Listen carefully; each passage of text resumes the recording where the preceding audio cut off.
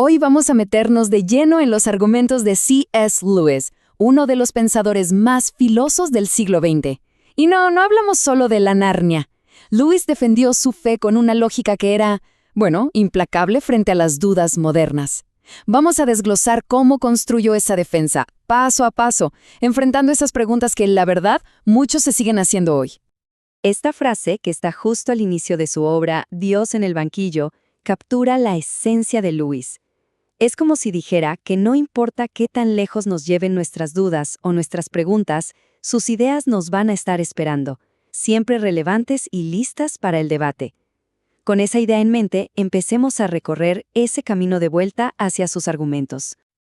Pero a ver, antes de clavarnos en sus ideas, es importantísimo entender de dónde venía este hombre. Lewis no era un creyente ingenuo, para nada. Su mente se formó en las universidades más prestigiosas del mundo, y su viaje personal, desde un ateísmo súper convencido, le da una credibilidad única, porque él conoció y vivió las mismas dudas que después buscó responder.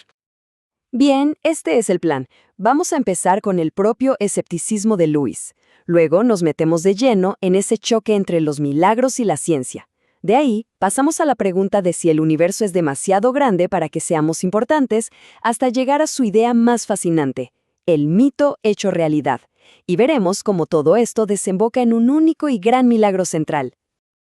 Para entender la fuerza de sus argumentos, primero hay que entender la profundidad de sus dudas. Y es que Lewis no empezó como un defensor de la fe, sino todo lo contrario. Fue uno de sus críticos más agudos. Ahí lo tienen, en sus propias palabras de joven. Lewis veía al cristianismo como una mitología más, al nivel de las leyendas de Hércules o de Odín. Ese era su punto de partida, una visión completamente materialista. Saber esto hace que su cambio de opinión años después sea todavía más interesante, ¿no creen? Muy bien. Pasemos ahora a uno de los mayores obstáculos para la mente moderna. Ese aparente conflicto entre la idea de los milagros y lo que sabemos del universo gracias a la ciencia. Esta es la pregunta del millón, ¿no? Si la naturaleza se rige por leyes que parecen fijas, inquebrantables, ¿dónde queda espacio para lo milagroso? Bueno, pues Lewis se enfrenta a este dilema de frente. Y aquí es donde Lewis saca una genialidad. Con este simple ejemplo, demuestra que la gente en la antigüedad entendía perfectamente las leyes naturales. Piénsenlo.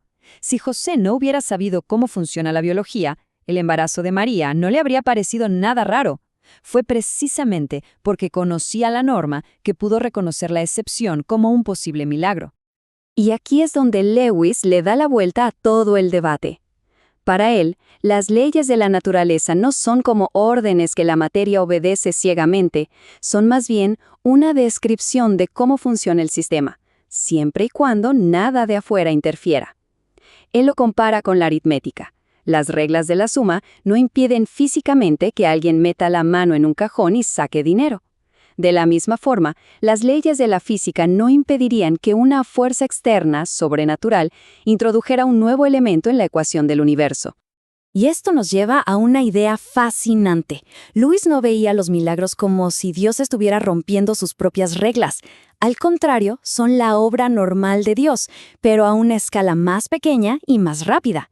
El milagro de convertir agua en vino es, en esencia, una versión acelerada de lo que Dios hace cada año en cada viñedo del mundo. Los milagros son, por así decirlo, la firma del artista en una esquina del lienzo recordándonos quién está detrás de todo. Ok, pero ¿y el tamaño del universo? Esta es otra objeción muy común. Esa sensación de que, en la inmensidad del cosmos, somos demasiado pequeños, demasiado insignificantes.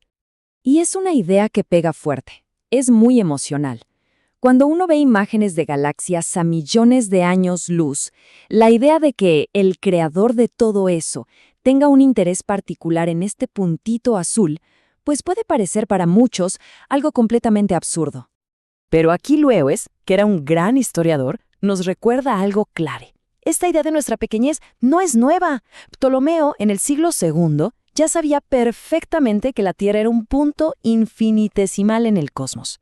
El cristianismo nació y creció en un mundo que ya se sabía pequeño, así que la astronomía moderna no es ese golpe mortal a la fe que algunos creen. Y este es el punto central de Lewis. El argumento del tamaño es una trampa de la imaginación. En ningún otro aspecto de la vida pensamos que grande es igual a importante. Nadie diría que un hombre de 2 metros es inherentemente mejor persona que uno de 1,70. Confundir el tamaño físico con el valor o la importancia es, según Lewis, un error de sentimiento, no de lógica. Y ahora llegamos al corazón del pensamiento de Lewis, el punto donde todas sus ideas se unen en un concepto que es, de verdad, revolucionario. Pero primero, hay que hacer algo importante: redefinir la palabra mito. Para Lewis, un mito no es una mentira, para nada.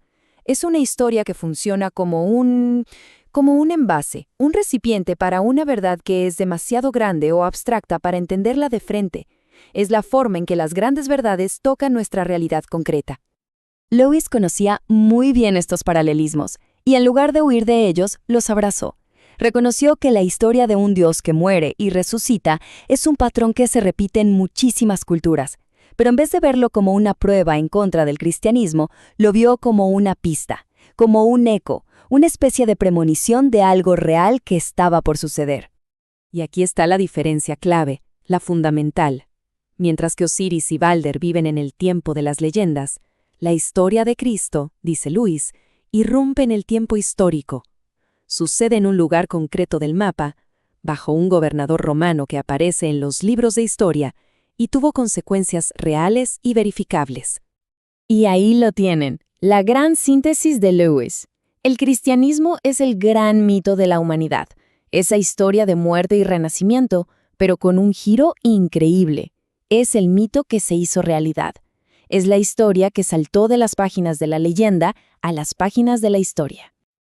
Y esto nos lleva al final de nuestro recorrido, al punto donde vemos cómo la encarnación se convierte en la llave maestra que le da sentido a todo lo demás. Pensemos en esto un segundo. La idea de que el Creador eterno entre en su propia creación, en el tiempo, en el espacio, eso no es solo un milagro más en una lista. Para Lewis, ese es el gran milagro. Es el eje sobre el que gira toda la historia y que lo cambia todo, reconfigurando por completo nuestra manera de entender la naturaleza, el mito y la existencia misma. Esta analogía del buzo es una de las imágenes más potentes de Lewis. Captura perfectamente la idea de la encarnación. Un descenso intencional a lo más profundo y oscuro de la existencia. No para huir, sino para rescatar algo valioso, la propia naturaleza, y luego ascender, llevándola de vuelta a la luz. Y así cerramos, con la pregunta que Lewis nos deja en el aire. Una pregunta que no busca tanto dar una respuesta cerrada, sino abrir un universo de reflexión. Nos desafía a considerar esta posibilidad, que la historia más profunda, la más universal que la humanidad se ha contado, no sea solo una historia, sino la realidad misma.